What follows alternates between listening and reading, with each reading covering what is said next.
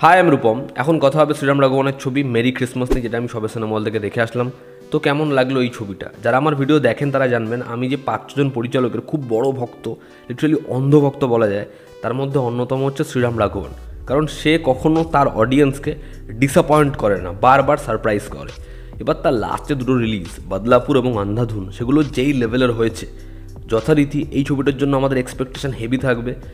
এবার যদি আপনি এই ছবিটার থেকে আন্ধাধুনের মতো কিছু এক্সপেক্ট করে ছবিটা দেখতে যান, তাহলে কিন্তু আপনি ডিসঅ্যাপয়েন্ট হবেন। তার কারণ এই ছবিটার প্লট, ন্যারেটিভ বা এন্ডিংয়ের মধ্যে ওরকম কোনো দিক নেই যে আপনি ছবিটা শেষ হওয়ার পরেও অনেকগুলো ক্লু একসাথে সাজিয়ে ভাবতে বসেছেন বা সেরকম কিছু আপনি দেখছেন নয়।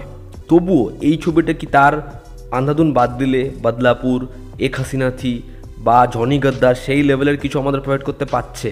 ছবির গল্পটা একটু করে বলছি তার জন্য। দুজন স্ট্রেঞ্জার ক্রিসমাসের রাতে একসাথে দেখা হচ্ছে, তারপরে এদের জীবনে কি আসছে। এর থেকে বেশি আমি যদি এক লাইনও বলি, এই ছবিটার জন্য এবং আপনার জন্য বড় সড়ো করে ক্ষতি হবে। ছবির পজিটিভ দিক, নেগেটিভ দিক, আমার কাছে এই ছবির জন্য বেশ কিছু পজিটিভ দিক রয়েছে, আবার কিছু নেগেটিভ দিকও আছে। ছবির প্রথম যেটা পজিটিভ দিক সেটা হচ্ছে এই ছবিটা একটা থ্রিলার ছবির থেকে বেশি এই ছবিটা হচ্ছে একটা সম্পর্কের ছবি। এবং ছবিটা যে নোটে শেষ হয়, আমরা কিন্তু এই ওয়ার্ল্ডটায় ঢুকে যাই যেখানে এই দুটো ক্যারেক্টার, এদের লাইফ এবং এরপর কি হবে, এই দুটো মানুষের গল্পটা এরকম জায়গায় শেষ হচ্ছে, সেটা নিয়ে আমরা ভাবতে থাকি। আমাদের মাথায় কিন্তু কোন টার্ন, কোন টুইস্ট, সেগুলো কতটা ওয়ার্ক করেছে, সেখানে কতটা সারপ্রাইজ পেয়েছে আমরা ভুলে যাই।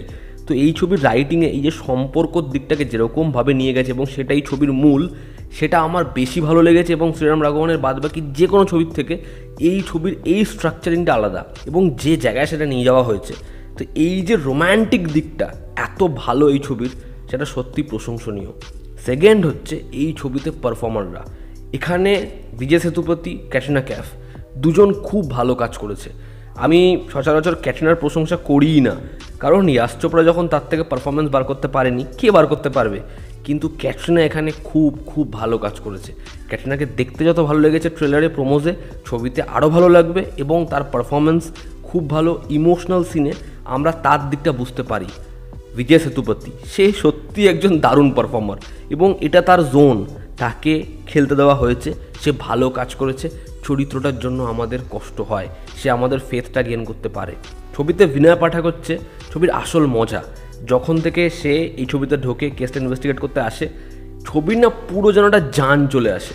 তো তাকে ছবিতে খুব ভালো করে ব্যবহার করা হয়েছে। যদি এখানে সঞ্জয় কাপুরের কথা বলি, তাকে বাদবাকি ছবির মতো ঠিকঠাক লেগেছে। ছবির ক্লাইম্যাক্স, এই ছবিটা যখন শেষের 20-30 মিনিটে চলে আসে, ছবিটা না সাডেন ইউটার্ন নেয় এবং আমরা শ্রীরাম রাঘবনের জোনে ঢুকে পড়ি।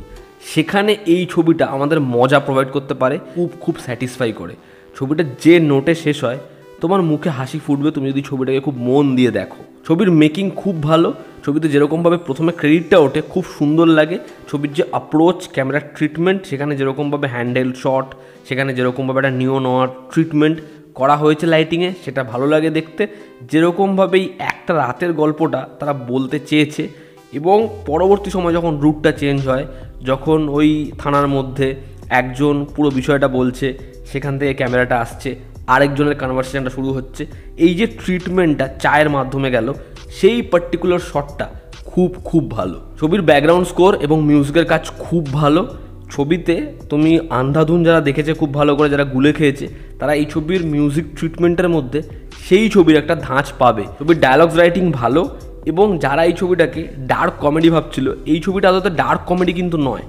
তবে এই ছবির মধ্যে হিউমার আছে স্বল্প পরিমাণে, তবে সেটা ওয়ার্ক করে। এবার যদি আমরা এই ছবির নেগেটিভ দিক বলি, কারণ আমি বললাম এই ছবির মধ্যে নেগেটিভ দিক রয়েছে। ছবির প্রথম নেগেটিভ দিক হচ্ছে এই ছবিটার ফার্স্ট হাফটা খুব স্লো এবং সেখানে খুব সারপ্রাইজেস কিছু হচ্ছে না। ফলে যে জিনিসটা যেরকমভাবে যাচ্ছে, তাতে অনেকে শ্রীরাম রাঘবনের বাদবাকি ছবির যে ট্রিটমেন্ট সেটা তারা পাবে না, যে কারণে তারা প্রথমে ডিসঅ্যাপয়েন্ট হতে পারে। ছবির মধ্যে কিছু বিষয়পত্র এমন আসবে যেগুলো আমাদের খুব বেশি কনভিন্সিং মনে হবে না। এই ছবিটা একটা নভেলের ওপর বেস্ট, আমরা ছবির একদম এন্ডে সেই ক্রেডিটটা দেখতে পাই। এবার যেটা বিষয় সেটা হচ্ছে, সেই নভেলটা তো আমি পড়িনি, আমি জানি না সেখানে কীরকম কী আছে। কিন্তু তুমি যখন শ্রীরাম রাঘবনের ছবি দেখবে, একটা ক্যারেক্টার এমন কিছু অ্যাক্টিভিটিস করলো বা সে এমন একটা জায়গায় গিয়ে ফেসে গেল, আমাদের কিন্তু সেটা খুব সাটল মনে হয়। আমাদেরকে সেটা কোনোভাবে এমন পরিস্থিতি আসে না যে কনভিন্স করতে পারছে কি পাচ্ছে না, এরকম কোনো জায়গায় দাঁড় করাচ্ছে। এই ছবির ক্ষেত্রে একটা ক্যারেক্টার যখন দ্বিতীয়বার সেখানে আসবে, আমাদের মনে হবে যে বিষয়টা খুব বেশি কনভিন্সিং নয়, বা সে যখন সেখানে অনেক কিছু জিনিসপত্র লক্ষ্য করছে সেগুলো খুব বেশি কনভিন্সিং নয়, এবং প্লটের মধ্যে তখনও পর্যন্ত এমন কিছু জিনিস আসেনি যেটা খুব স্মার্ট। তৃতীয়, ছবির মধ্যে যে টুইস্ট অ্যান্ড টার্নগুলো আসে সেগুলো আমাদের বেসিক মনে হয়। এমন কোনো টুইস্ট ছবির মধ্যে আসে না যেটা আমাদের খুব সারপ্রাইজেস দিতে পারে। সেখানে কিন্তু থ্রিলের বুনট বা টুইস্টের জন্য বা হেভি প্লটের জন্য সেটা ওয়ার্ক করছে এমন নয়। ছবির মধ্যে ওয়াও মোমেন্ট তুলনামূলক তার বাদবাকি ছবি অনেক কম রয়েছে, এবং ফার্স্ট হাফে তো সেটার পরিমাণ খুবই কম। এবার এই ছবিতে ক্যারেক্টারগুলো ম্যাক্সিমাম নিজের যে গল্প সেটা মুখে মুখে বলে যাচ্ছে, সেখানে দৃশ্য দেখানো হচ্ছে না। ফলত ছবির মিড পয়েন্টে আমাদের কিন্তু ছবিটা একটু বোরিং মনে হয়, একটু বড় মনে হয়, কারণ শ্রীরাম রাঘবনের ছবি সচরাচর খুব ফাস্ট পেসড হয়। এবার এটা সে স্লো বার্ন স্লোর করেছে, যে কারণে এই জিনিসটা হচ্ছে। তবে ছবির এন্ডে আমি বললামই ছবিটা আবার ঘুরে যায়, ছবিটা আবার টার্ন নিয়ে নেয়, কিন্তু একটা টাইমে ছবির মিডওয়েতে আমাদের মনে হবে ছবিতে কি আদতেও কোনো সারপ্রাইজেস থাকবে।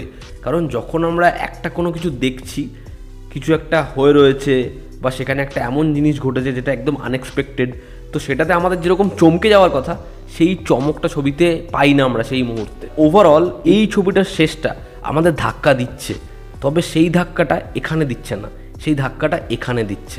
অর্থাৎ এই ছবিটার এন্ড এমন নয় যে আমাদের মাথা খারাপ হয়ে যাচ্ছে, এই ছবিটা দেখার পরে আমাদের কষ্ট হবে। এই ছবির ক্লাইম্যাক্সটাও কিন্তু অনেকটা উঠছে, সেটা কিন্তু খুব হাই নোটে শেষ হচ্ছে, কিন্তু সেটা আমাদের মাথাকে ভাবাচ্ছে না, আমাদের মনকে ভাবাচ্ছে। তবে অ্যাজ এ ফিল্ম এই ছবিটা আমার কাছে আন্ধাধুনের থেকে অনেকটা পিছিয়ে এবং বদলাপুরের থেকেও পিছিয়ে। তো এই হলো মেরি ক্রিসমাস ছবিটা নিয়ে আমার রিয়াকশন। তোমরা যারা এই ছবিটা দেখেছো তোমাদের কেমন লেগেছে জানিও। জনতা আমাদের পাশে আছে। Love you all, step by, take care. আবার দেখা হচ্ছে।